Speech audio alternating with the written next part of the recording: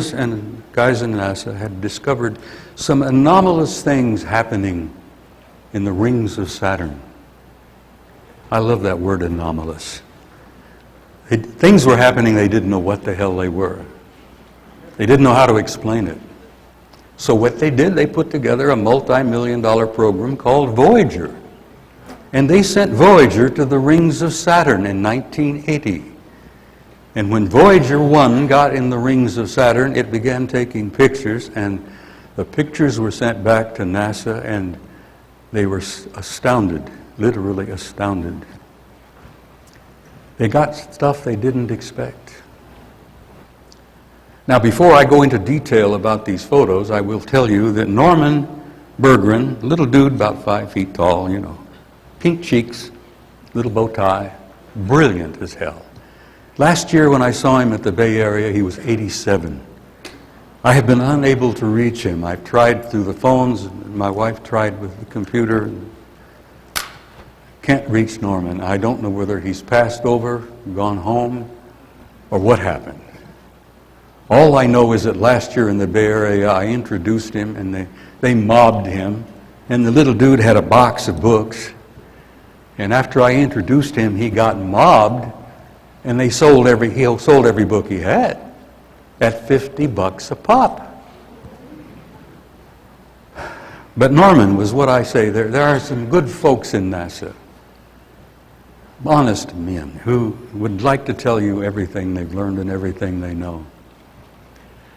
So anyhow, Norman, after frustration and time passed, 1986, Norman decided to blow the whistle and publish the photographs that Voyager 1 took in the rings of Saturn.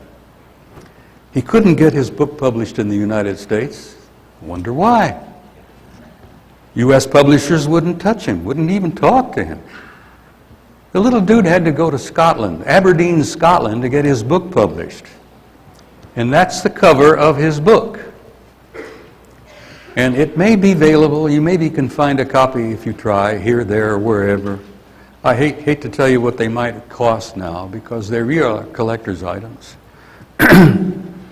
But I was delighted that I was able to discover him and present him to the conference in the Bay Area last year.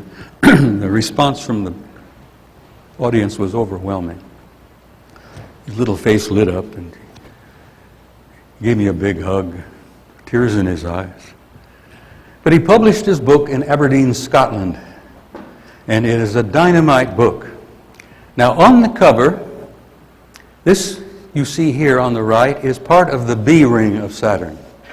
You know, there are A, B, C, a whole bunch of rings. Gigantic. Saturn's a giant planet, and these rings are incredible. This thing here, self-luminous, obviously artificial construction, obviously under intelligent control, because it moves around in the rings of Saturn, and they don't know what the hell it is, but it's larger than our moon. An intelligent, constructed, artificial object, larger than our moon, moving around throughout the rings of Saturn, wherever it will go, and we get a picture of it, and we don't know what to say. We don't know what to do. We don't know how to respond.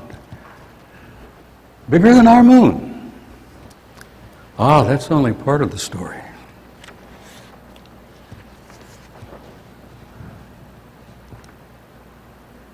Oh, here we go. This is in the A ring. And the statistics on this will blow your mind.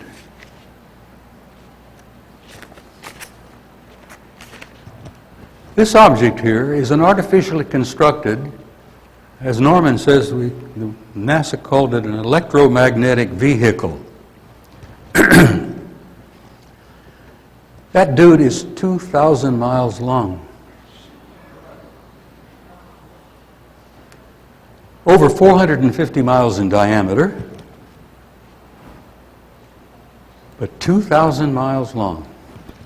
And here is another self-luminous artificial object about the size of our moon that apparently moves here, there, and everywhere, wherever it'll go, obviously under intelligent control. But consider this thing. Consider the civilization, the technology, the culture that can not only build something like that, but put it in space, move it here and there, wherever they will, for whatever purpose. Norman says he thought they were making the rings, which is why he titled his book, The Ring Makers. I said, Norman, do you ever stop to think they might be mining the rings? We've concluded from several missions, the Voyager 1 was only the first of a whole bunch of them, that the rings are made up of minerals from perhaps God knows how many eons back when the planets were being formed. And I said, stop to think about an advanced technology. They could mine those rings, and those minerals are gold mined, you know. Talk about nutrients. You've got all that good stuff. And he says, you know, I didn't think about that they might be mining them. God, I wish I knew what happened to Norman. I just lost track of him. But his book is a monument to the fact that there are some decent men in NASA who want the truth told. Now, I want to ask, show of hands, how many of you are overwhelmed and shocked at these facts about those objects out there? Oh, a few. Overwhelmed and shocked.